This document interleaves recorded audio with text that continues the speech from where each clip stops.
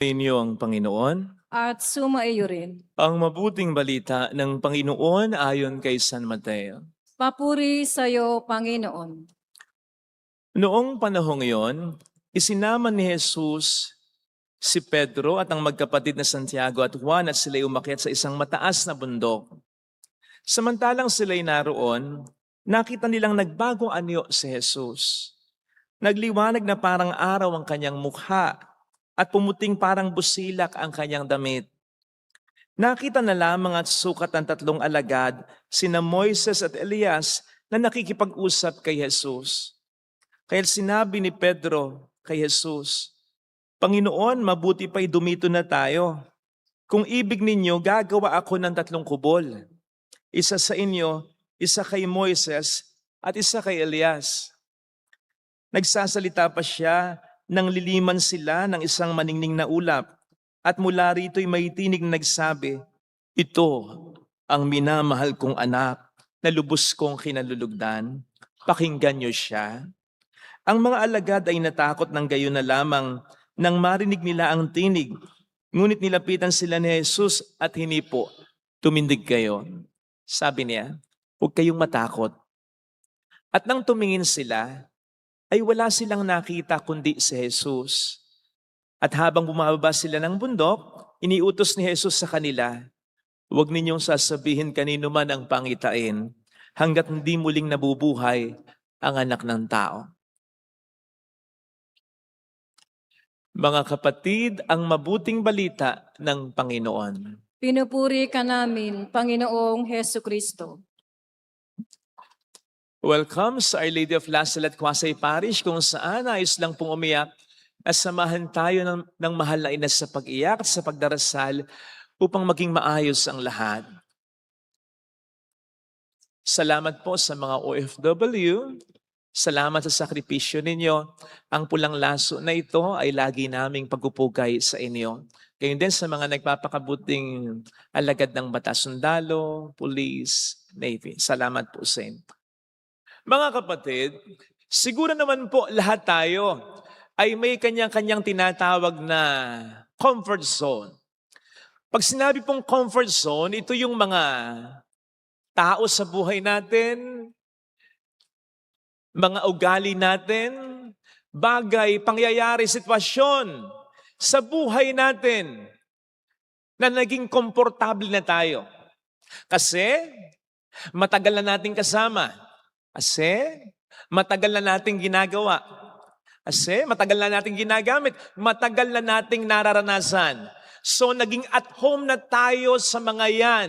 Naging comfort zone na natin ang mga yan. Kaya ang hirap iwan. Halimbawa, hindi ka na makakain sa ibang restaurant. Sapagkat dito, sa comfort zone mong restaurant, sa lagi mong kinakainan, alam mo na kasi yung o-orderin mo eh. Sa iba, mag-iisip ka pa at baka pumalya pa. Baka maka-order ka ng hindi masarap. Halimbawa, sa mga may comfort zone sa kanilang trabaho, ayaw na nitong mag-apply for a higher position o mag-try ng new skills sapagkat naging comfort zone na nila yung trabaho nila.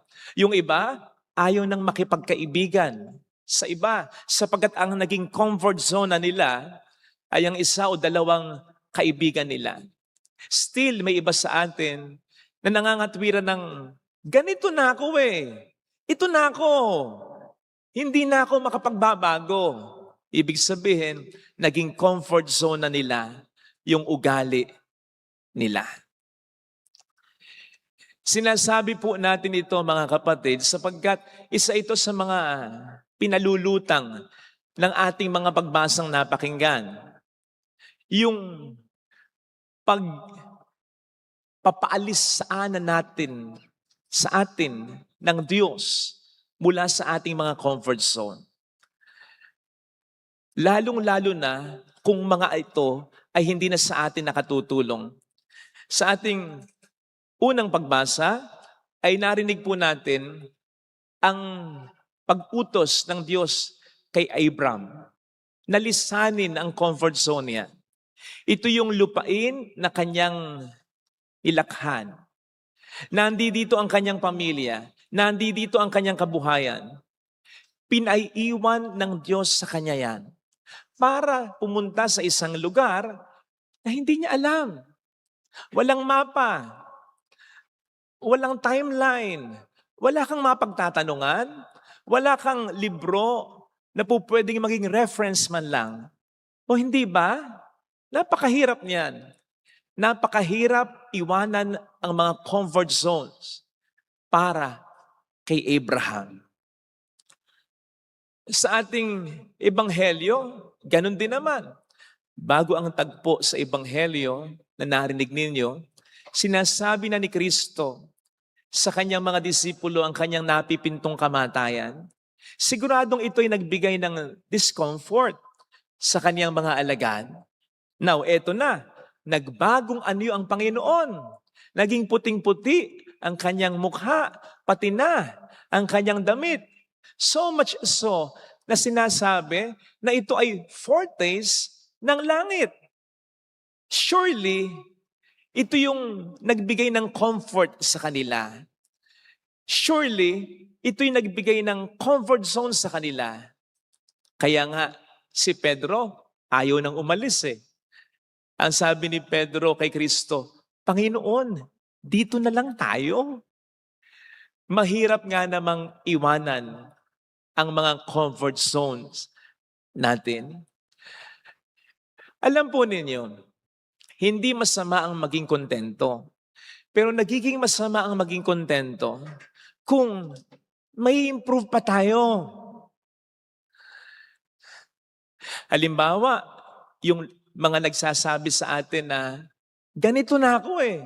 Hindi na ako mababago. Para saan pat nabubuhay pa tayo? Mga kapatid, habang nabubuhay tayo, laging may room for improvement. Kung mabuti na tayo, mayroon pa tayong mas ibubuti.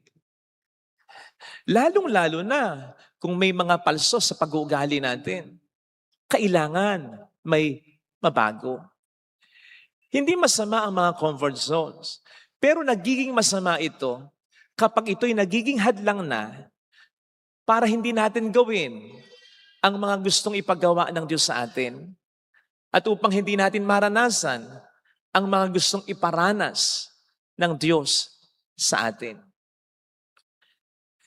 Minsan nga daw ay mayroong hari na niregaluhan ng isang magandang agila.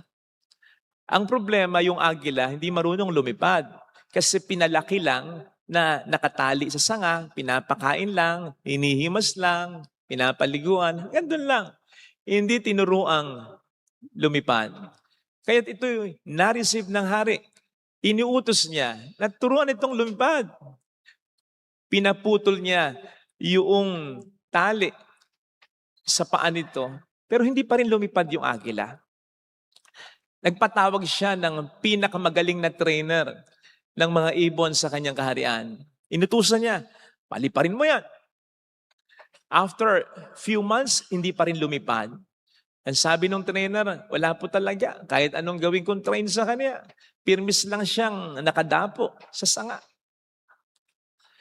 Hanggang sa pinatawag na ng hari ang wise man sa kanyang kaharian. Inutusan niya ito, paliparin mo yan. Lo and behold, wala pang isang araw. Ang agila lumilipad na. Kaya tumantuwa yung hari. Tinanong niya yung wise man, anong ginawa mo? Sumagot ang wise man, simple lang po. Pinutol ko lang po yung sanga kung saan ito laging nakadapo. Mga kapatid, we are born to fly. Nilikha tayo ng Diyos para lumipad, sapagkat para sa atin, marami siyang mga matatayog at mga magagandang pangarap. Pero, kailangan nating lumipad. Kailangan nating umalis mula sa lagi nating dinadapuan. Ang mga ibon ay mahal ng Diyos, di kumukupas. Pero, hindi naglalagay ang Diyos ng bulate sa pugad ng ipon. Kinakailangan pa rin lumipad ng ipon at maghanap ng makakain nito.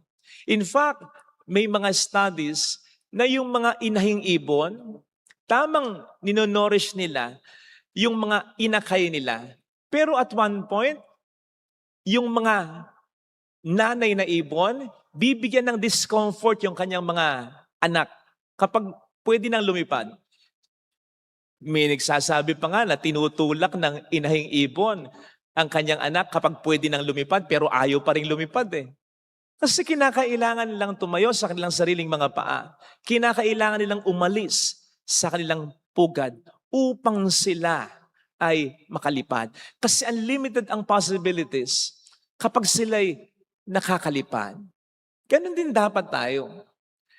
Kailangan umaalis tayo sa ating mga comfort zones upang magawa natin ang mga dapat ipagawa sa atin ng Panginoon at ang mga dapat iparanas sa atin ng Panginoon. So ang tanong, baka matagal na tayong hindi lumilipad? Baka matagal na tayong hindi nagbabago? Bakit ayaw nating magbago?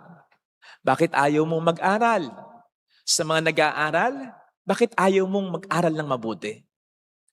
Naging komportable ka na sa sitwasyon mo. Bakit ayaw mong magbanat ng buto? Sa mga may trabaho na, okay. Pero bakit ayaw mong pagbutihin lalo ang trabaho mo? Bakit ayaw nating mag-venture sa negosyo? Bakit ayaw mong alisin ang bisyo mo? Bakit ayaw mong alisin ang pangit na ugali mo? Yung lagi niyong pinag-aawayang mag-asawa, ano yung laging ikinasasakit ng ulo sa iyo ng mga magulang mo? Bakit ayaw magsimba ng iba kahit sinasabi nilang wala silang inaargabyado? Bakit ayaw nating tumulong? Bakit ang tulong natin hanggang sa pamilya lang natin? Bakit hindi tayo tumulong, mag-attempt na tumulong sa iba? Bakit ayaw nating mangumpisal? Bakit ayaw nating magpatawad? Bakit ayaw nating humingi ng tawad? Pakatandaan po natin mga kapatid pinaalis ng Diyos si Abraham sa kanyang comfort zone in order to bless him and many people through him. And so imagine, yung mga blessings na pinapalampas natin, hindi lang para sa atin, kundi para sa mga tao sa buhay natin, just because nananatili tayo sa mga comfort zones natin. Sabi ko nga nung nakaraang linggo, kung tayo lang ang sisirain ng demonyo, edi sige, patukso na tayo. Kung ayaw nating umiwas sa tukso, edi patukso na tayo. Kung tayo lamang ang sisirain ng demonyo. Pero alam natin, hindi lamang tayo, kundi yung mga tao sa buhay natin ang gusto niyang sirain. Therefore, mas lalo tayong dapat umiwas sa tukso. Hindi lang para sa sarili natin, kundi para sa mga tao na pwede ring masira dahil sa atin. Ngayon, sasabihin ko naman, kung tayo lang naman ang mabe-bless ng Diyos, edi sige, huwag na tayong pa-bless. Huwag na tayong umalis sa ating mga comfort zone. Kung tayo lang pala ang gusto niyang i-bless. Pero ngayon sinasabi sa atin ng ating mga pagbasa, hindi lang tayo ang gustong i-bless ng Diyos kung aalis tayo sa ating mga comfort zones. Pati na mga tao sa paligid natin, lalong-lalo na ang pamilya natin. Kaya, mas dapat tayong umalis sa ating mga comfort zones. Again, imagine yung mga nami-miss nating blessing. And that should give us discomfort. Diyan tayo dapat maging uncomfortable. Realizing that we've been missing the better kind of life God wants for us and for the people in our lives. Bakit? Ayaw nating umalis sa ating mga comfort zone. Bakit ayaw nating umalis sa ating pagdadapo sa mga sanga na matagal na nating dinadapuan? Natatakot tayo? Baka mag-fail tayo? Baka we will fall short? Baka tayo ma-disappoint? Tandaan po natin, stepping out of our comfort zone ay pagpapakita ng pananampalataya natin sa Panginoon natin. Yun ang ginawa ni Abraham sa ating first reading. At yun din ang ginawa ng ating Panginoon sa ating gospel reading, sa kaniyang napipintong kamatayan at pagpapakasakit sa krus. Kaya, the moment we step out of our comfort zone, mula doon, aalalayan na tayo ng Panginoon.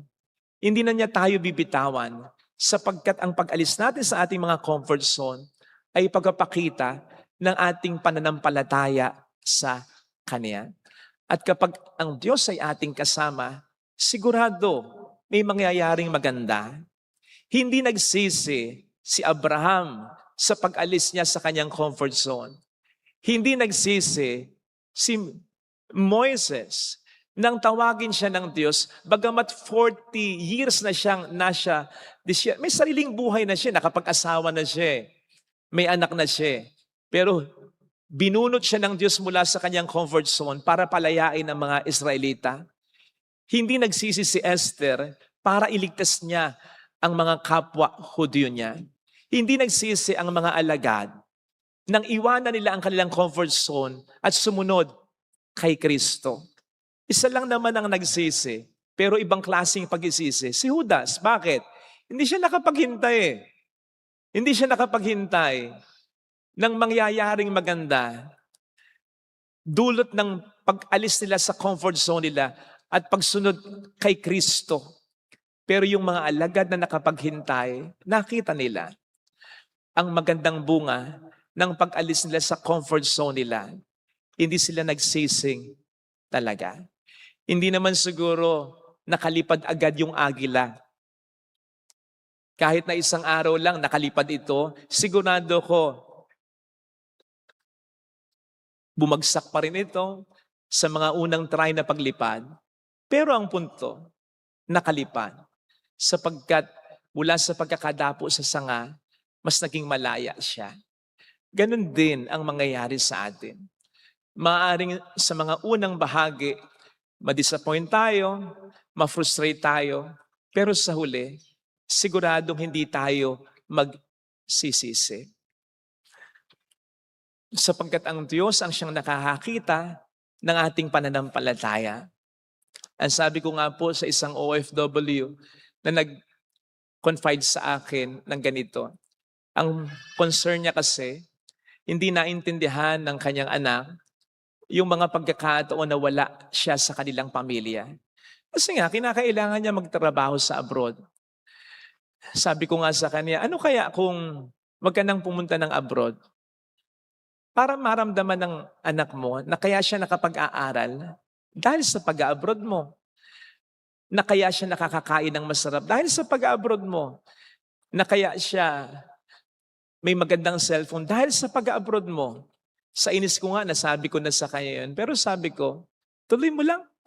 Tuloy mo lang ang pag-alis mo sa comfort zone mo para mabigyan ng comfort ang mga mahal mo. Sapagkat darating ang pagkakataon, ang Diyos ang siyang magpapaunawa sa kanila ng sakripisyo mo.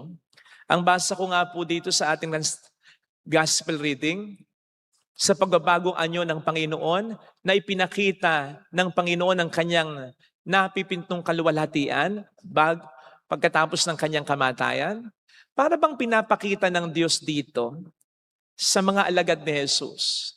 Ito yung comfort zone na give up ng anak ko para sa inyo. Ito yung kaluwalhatian na hinubad niya. Ito yung langit na iniwan niya para sa inyo.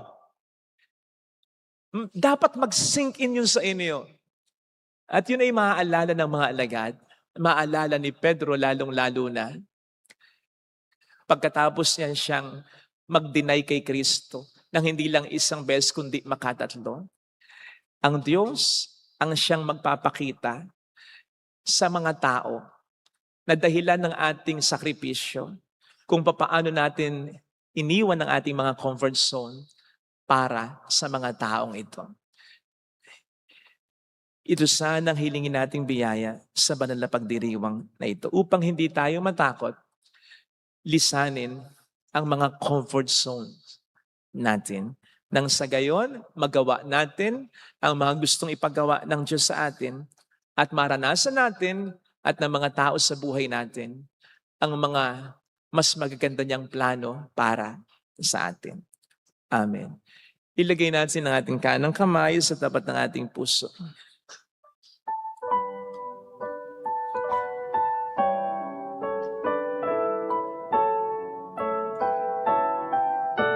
Awitin natin. Alam kong may magagawa ang Diyos.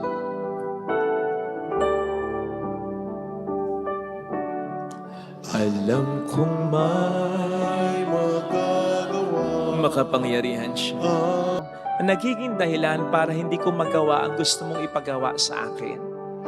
Na nagiging dahilan din para hindi ko maranasan ang mga blessings na gusto mong iparanas sa akin at sa mga tao sa buhay ko, lalong-lalo na sa pamilya ko. Tulungan mo akong magkaroon ng sapat na pananampalataya para lisanin ito. Kahit na hindi ako sigurado, kahit na natatakot ako, kahit na mahirap para sa akin, tulungan mo ko na gawin kung ano ang kalooban mo. Mayroong magandang mangyayari sa iyo. Sa comfort zone mo, sigurado ka. Sigurado ka sa kalkulasyon mo. Pero ang lahat ay hindi mo pa rin kontrolado. Bakit hindi mo ipaubaya ang sarili mo sa Diyos?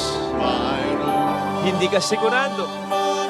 Pero siya ang siguradong mag-aakay, mananatili para sa iyo. At sigurado ring magbibigay ng biyaya na kinakailangan mo at deserve mo dahil sa pagsunod mo. Papuri sa Ama at sa Anak sa Espiritu Santo. Kapara ng sa unang-una, ngayon at magpakailanman, magpasawalang hanggan. Amen. Sumasampalataya ako sa Diyos amang makapangyarihan sa lahat. Na may gawa ng langit at lupa. Sumasampalataya ako kay Jesucristo, isang anak ng Diyos, Panginoon natin lahat. Nagkatawang tao, siya lalang ng Espiritu Santo, ipinanganak ni Santa Mariang Birhen, pinagpakasakit ni Poncio Pilato, ipinako sa krus na matay ni Libing, nanaog sa kinaroroonan ng mga yumao.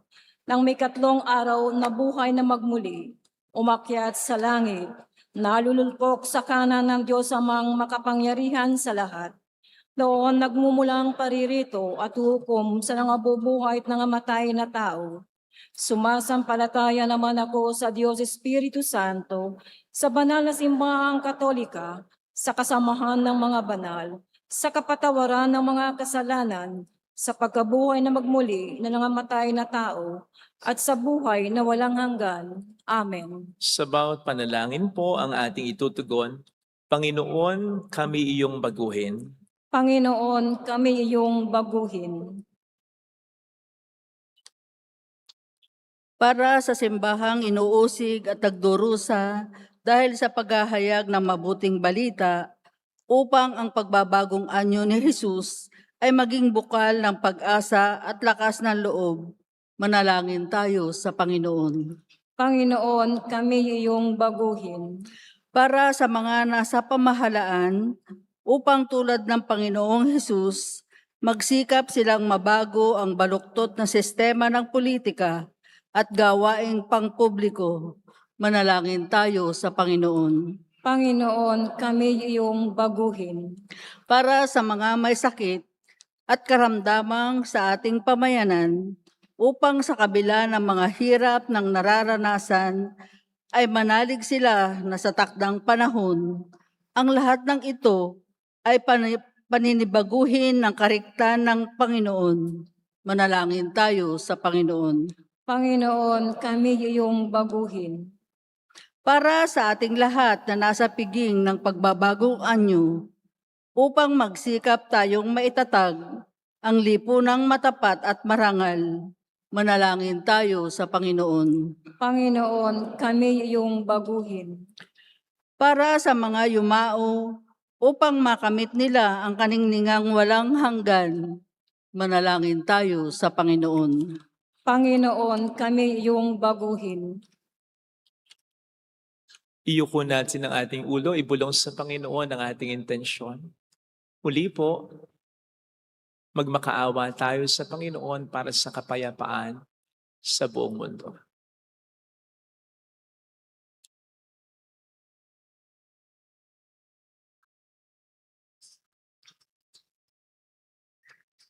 Amang makapangyarihan, pakinggan mo ang daing ng iyong sambayanan. Sa panahong ito ng Kwaresma, mapagbago nawa ang aming puso at kalooban ng liwanag ng pagbabagong anyo ng iyong anak na si Jesucristo. Kasama ng Espiritu Santo, magpa sa walang hanggan. Amen. Mag-aalay po.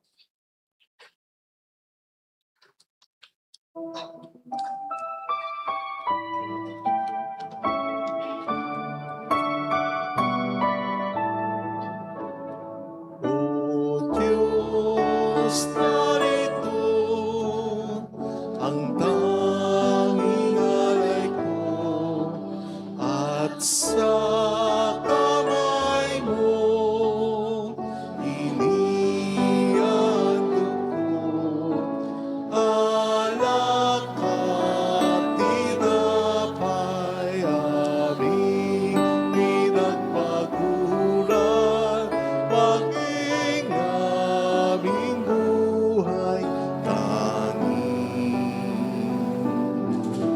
sa'yo lamang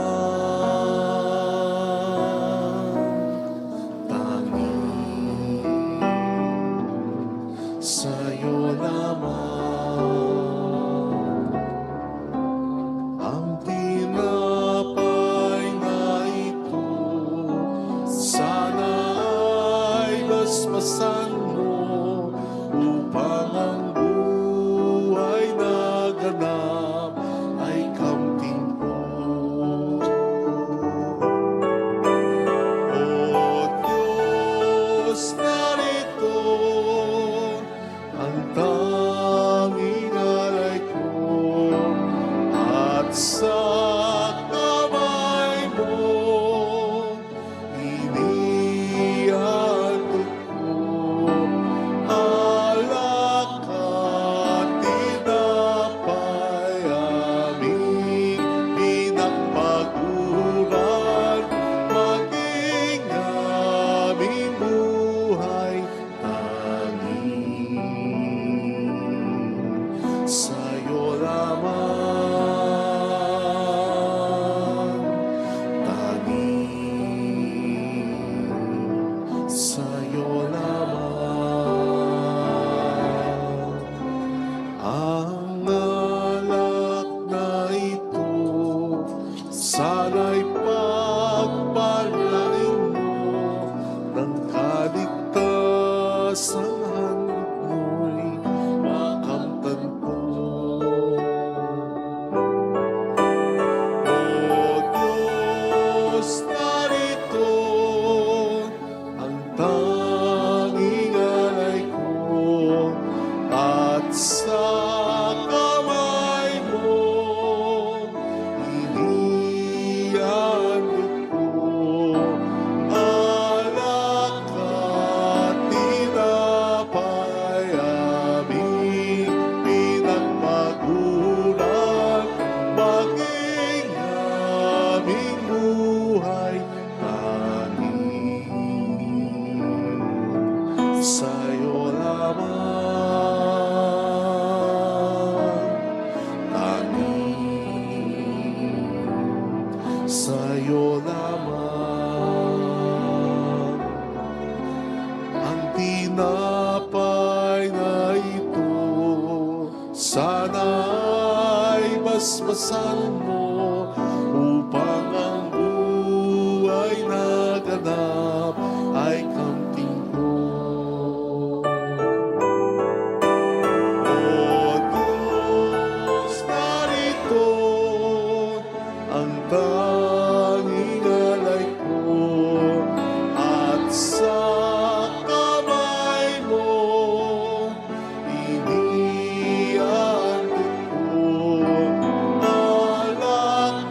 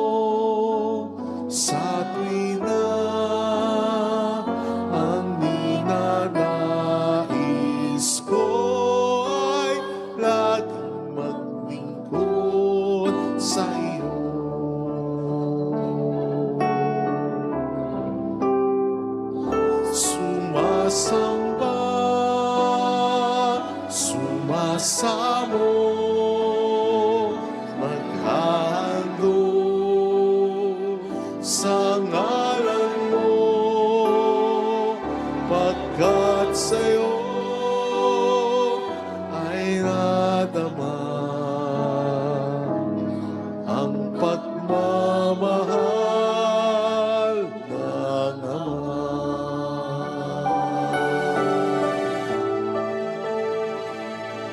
Sa iyong kabanalan, biyaya mo ay nakamtan. Sa iyo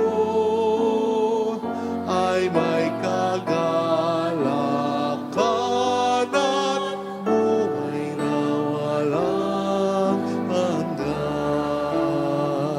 Walang hanggan, tunay kang Panginoon. Namalas ko sa Kalbaryo, buhay man ialay mo, O Kristo, upang magligtas ang tao.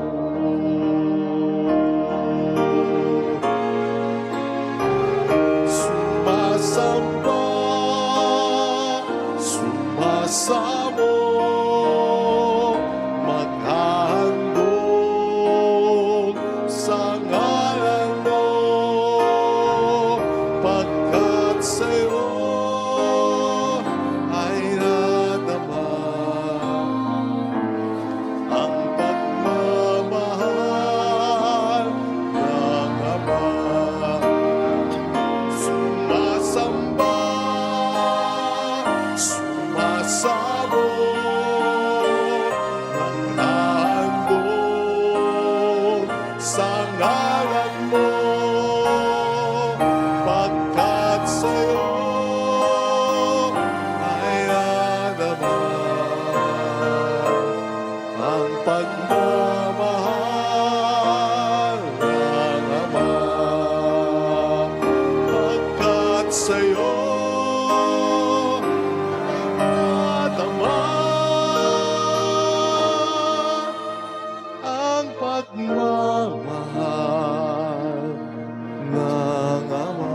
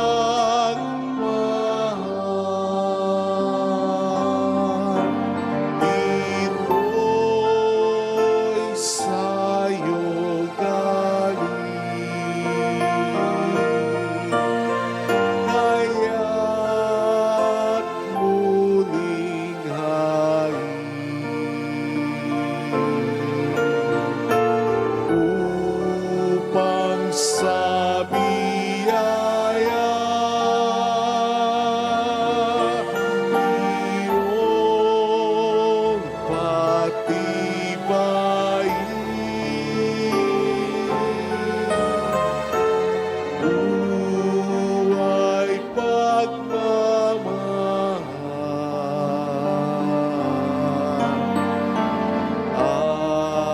alak at tinapay, sana'y tanggapin mo, amang mapagmahal.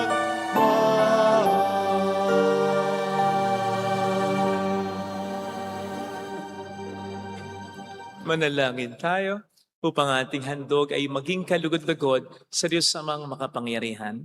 Tanggapin nawa ng Panginoon itong paghahain sa iyong mga kamay, sa kapurihan niya at karangalan sa ating kapakinabangan at sa buong sambayanan niyang banal. Ama naming lumikha, ang paghahaing ito ay magdulot nawa ng kapatawaran ng aming mga kasalanan at magpabanal sa aming buong katauhan para sa pagdiriwang ng Pasko ng Pagkabuhay.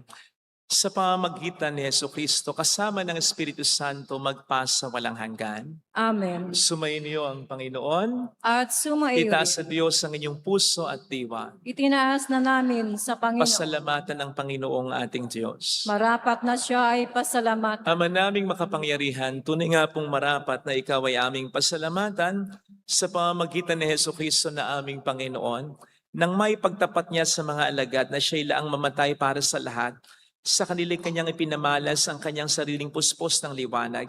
Ang iyong mga utos at mga propeta ay pawang mga tagapagpatunay niya sa pagkakatalagang para sa kapwa ay magdusa upang akayin ng lahat sa pagkabuhay na maligaya. Kaya kaisa ng mga anghel na nagsisiawit ng papuri sa iyo ng walang humpay sa kalangitan, kami nagbubunyi sa iyong kadakilaan. Santo, Santo, Santo, Panginoon Diyos ng mga hukbo, napupuno ang langit at lupa ng kadakilaan mo. Hosana sa kaitaasan. Pinagpala ang naparirito sa ngalan ng Panginoon. Hosana sa kaitaasan.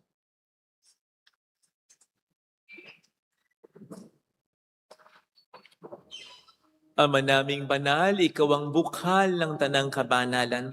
Kaya't sa pamamagitan ng iyong Espiritu, gawin mong banal ang mga kaloob na ito upang para sa amin ay maging katawan at dugo ng aming Panginoong Hesukristo. Bago niya pinagtiis ang kusang loob na maging handog, hinawakan niya ang tinapay, pinasalamatan ka niya, pinaghati-hati niya iyon, iniabot sa kaniyang mga alagad at sinabi, tanggapin ninyong lahat ito at kanin. Ito ang aking katawan na ihahandog para sa inyo.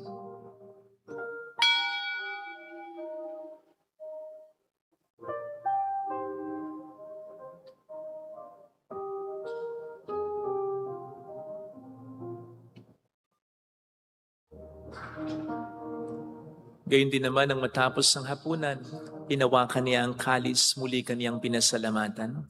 Iniabot niya ang kalis sa kaniyang mga alagad at sinabi, tanggapin ninyong lahat ito at inumin. Ito ang kalis ng aking dugo ng bago't walang hanggang tipan. Ang aking dugo na ibubuhos para sa inyo at para sa lahat, sa ikapagpapatawad ng mga kasalanan. Gawin niyo ito sa pag-alala sa akin.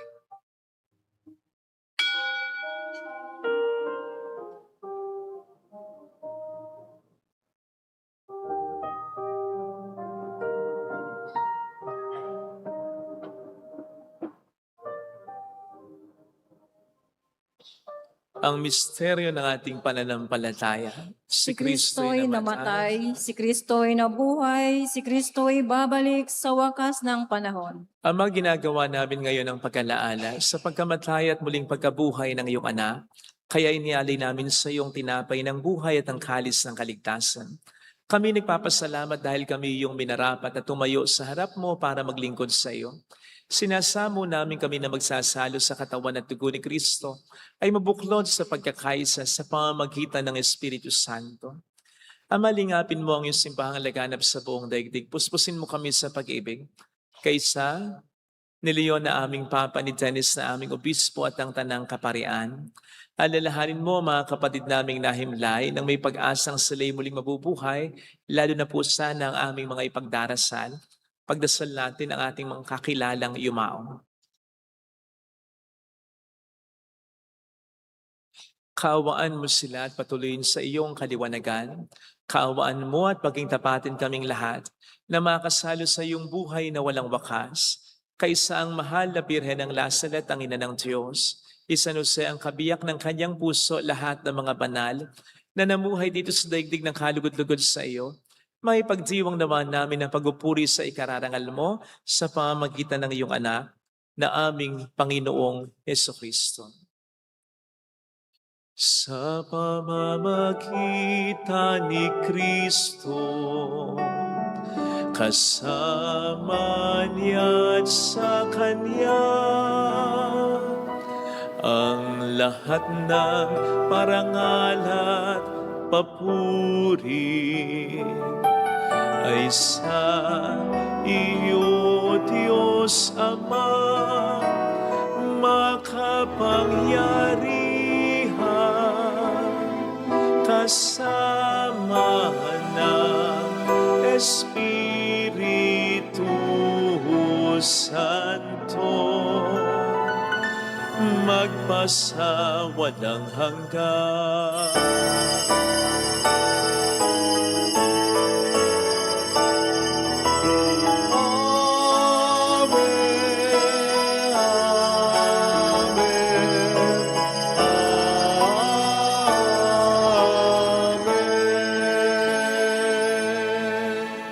Tumawag tayo sa ating Ama.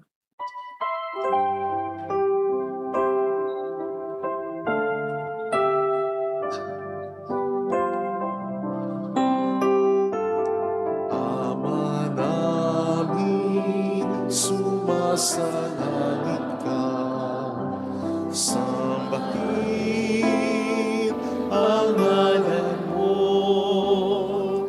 magpasa amin ang kahiyan mo, sundin ang loob mo, dito sa lupa para ng sa langit.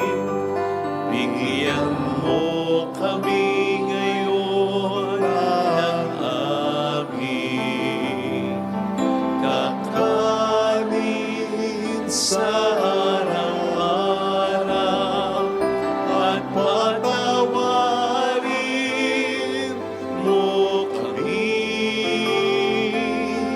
sa aming mga sala, para ng pagpapatawad namin sa nagkakasala sa amin, at huwag mo kami ipahintulot sa tukso, at ihadya mo kami sa lahat ng masama. Inilig namin kami adya sa lahat ng masama, pagkalooban ng kapayapaan araw-araw, iligtas sa kasalanan, samantalang aming pinaghahandaan ang dakilang araw ng pagpapahayag ng tagapagligtas naming si Heso Kristo. Sapagkat iyo ang kaharian, ang kapangyarihan at ang kapurihan magpakailanman. Amen. Panginoong Heso Kristo, sinabi mo noon, sinasabi mo rin sa amin ngayon, kapayapaan ang iniiwan ko sa inyo, ang aking kapayapaan ang binibigay ko. Tunghayin mo ang aming pananampalataya, huwag ang aming pagkakasala. Pagkalooban mo kami ng kapayapaan at pagkakaisa-ayon sa iyong kalooban, kasama ang Espiritu Santo magpasa walang hanggan. Amen. Ang kapayapaan ng Panginoon ay sumainyo nawang lahat. At sumaiyo rin. Magbigayan tayo ng kapayapaan sa isa't isa. Kapayapaan, peace be with you. Peace be. Kapayapaan.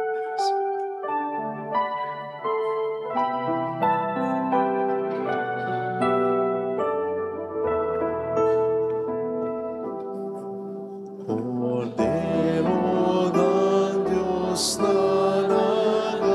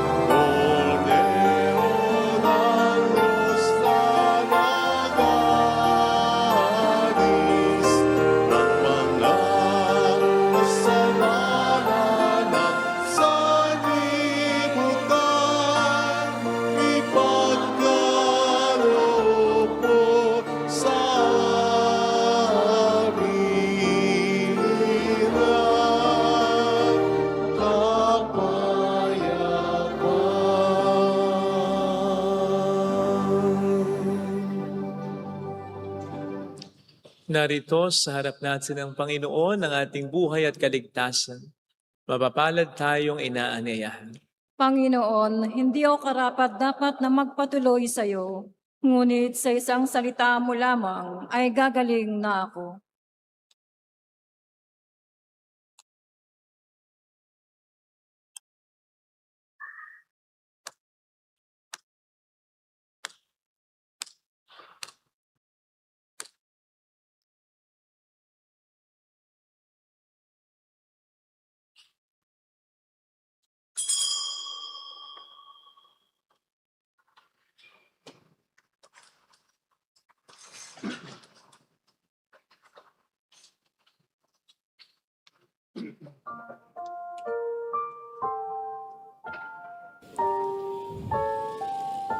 Panalangin para sa espiritual na pakikinabang. Panginoong Hesus, ako ay naniniwala na ikaw ay nasa kabanal-banalang sakramento. Iniibig kita ng higit sa lahat at ninanasa kong tanggapin ka sa aking kaluluwa.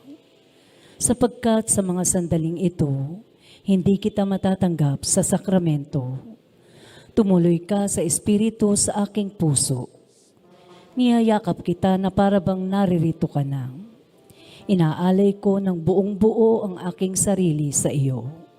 Huwag mong hayaang mawalay ako sa iyo. Amen.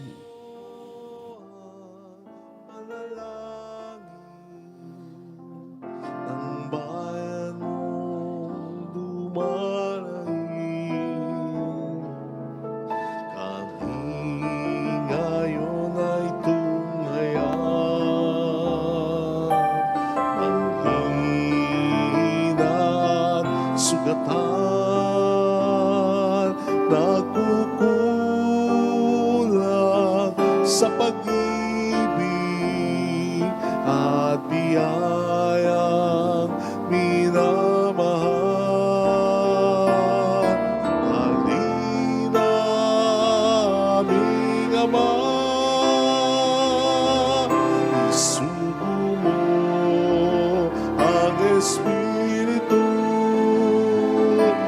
nang kami ay matulad sa iyong anak na si Jesus. Halina, aming Ama, isugo mo ang Espiritu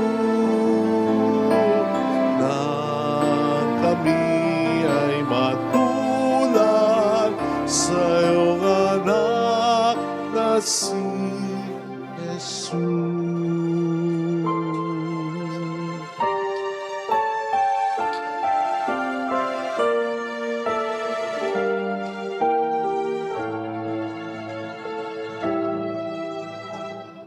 Pagkatao namin ay baguhin, puso namin ay pag-alabin, na ang mundo ay mabago. Buhay nito'y alay sa'yo. Halina, aming Ama, isugo mo ang Espiritu nang kami ay matulad sa iyong anak na si Jesus. Halina, aming Ama, isugo mo ang Espiritu nang kami ay matulad sa iyong anak na si Jesus. Halina, aming Ama, isugo mo ang Espiritu nang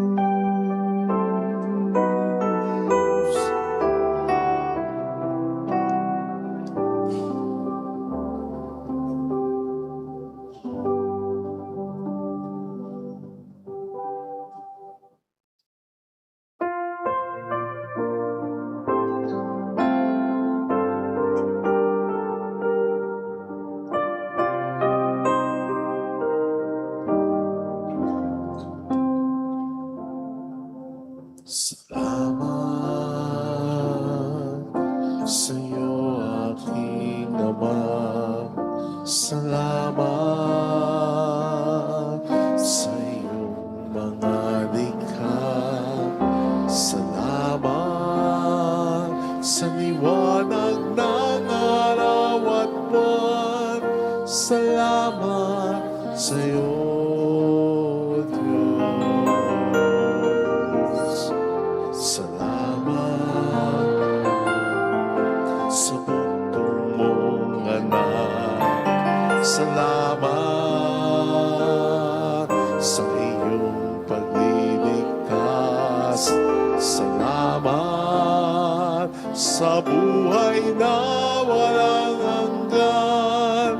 Salamat, salamat sa iyo. Walang hanggan pasasalamat. Ang sa'yo'y aming sasambitin. Maging sa uling sandali ng aming buhay, pasasalamat sa'yo'y walang hanggan.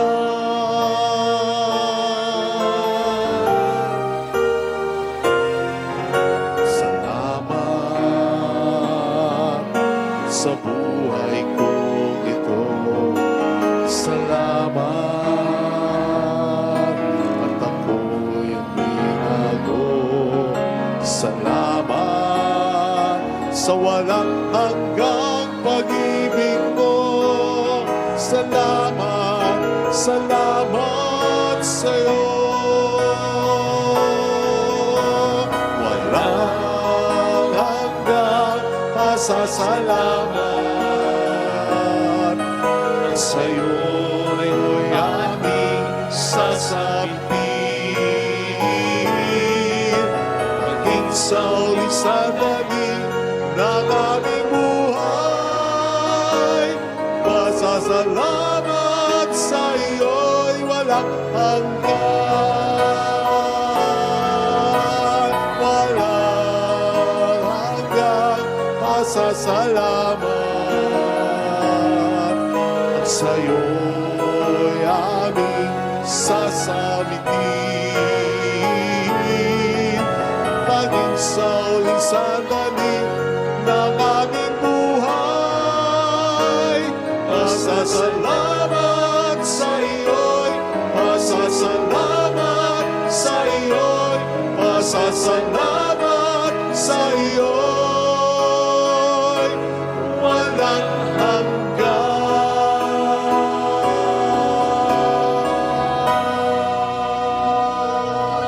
Manalangin tayo. Ama naming mapagmahal, kaming pinapakinabang mo sa dakilang pagliliwanag sa bagong anyo ng iyong anak ay tumatanaw ng utang na loob sa iyo, sapagkat kahit ngayon pa man sa lupang ibabaw, pinapagsasalo mo na kami sa kariktan ng kalangitan sa pamamagitan ni Jesucristo, kasama ng Espiritu Santo magpa sa walang hanggan. Amen. Holy God, Holy Mighty One, Holy Immortal One. Have mercy on us and on the whole world. Holy God, Holy Mighty One, Holy Immortal One. Have mercy on us and on the whole world. Holy God, Holy Mighty One, Holy Immortal One. Have mercy on us and on the whole world. Jesus, King of Mercy, We trust in you. alalahanin, Alalahanin, O mahal na Birhen ng Lasalet, ina ng pag-asa, ikaw ang nagpaalala sa aming magbalik loob sa Ama. Ito ang nagpapatunay na ang kagandahang loob mo'y nanatiling busila. Sa pag-aaruga mo sa amin, tungkulin mo'y tinupad. Sa paanan ni Kristo, itinuring mo kaming mga tunay mong anak. Kaya ninais mong nisa'y huwag mapahamak. Maging sa iyong walang tigil na pananalangin, pati luhay pumatak. Huwag namang mawala ng saysay ang iyong paghihirap. Hiling nawa namin sa iyo, o aming inang liyag, na matapos ang pakikibaka namin sa mundong ito at sa pananatili naming tapat kay Kristo, sa kapurihan mo'y makibahagi kaming ganap, upang kung nasaan ka ngayon ay maparoon din kaming lahat, at ang kaganapan ng kaluwalhatian ng Diyos ang may tuluyang matupad siya nawa. Mahal na Birhen ng Lasalet, tagapagkasundo ng mga makasalanan. Ipanalangin mong walang patid kaming mga dumudulog sa iyo. Marami pong salamat sa inyong pakikiisa, sa pagsuporta rin ninyo sa ating religious store, Trinity na Crown, sa mga nag-aari ng alkansya, sa pag-share ng ating mga life masses tulad nito. Lahat po ng ito kasama ng mga tumutulong sa atin sa iba't ibang panig ng mundo ng Pilipinas. Then through our GCash and bank account, lahat po ng ito ay nagiging dahilan para ma-maintain natin ang simbahan, ma-promote natin ang devotion sa Our Lady of Lazaret, at syempre makatulong tayo sa iba't ibang mga nangangailangan.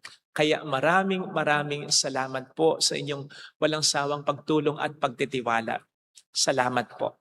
Wala pong papalakpak pagkatapos ng misa, lalo na ngayong panahon ng Kwaresma. Salamat po.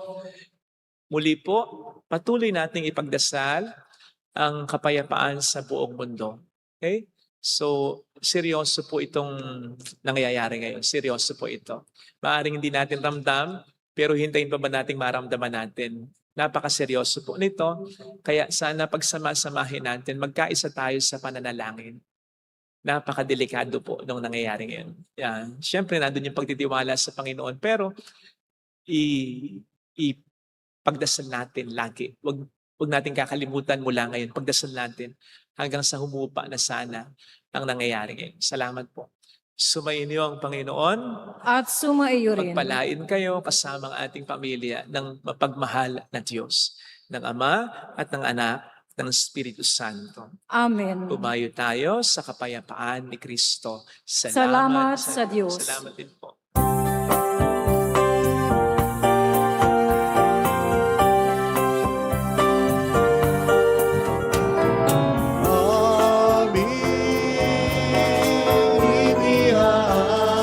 Iniaalay ang pag-ibig na walang kapatan. Okay, sarap mabuhay kung may nagmamahal. Pagmamahal na tunay at laging dalisay. Ang Birhen kong umibig ay walang siramis. Pagsintang sa kalinis, sa iyo ang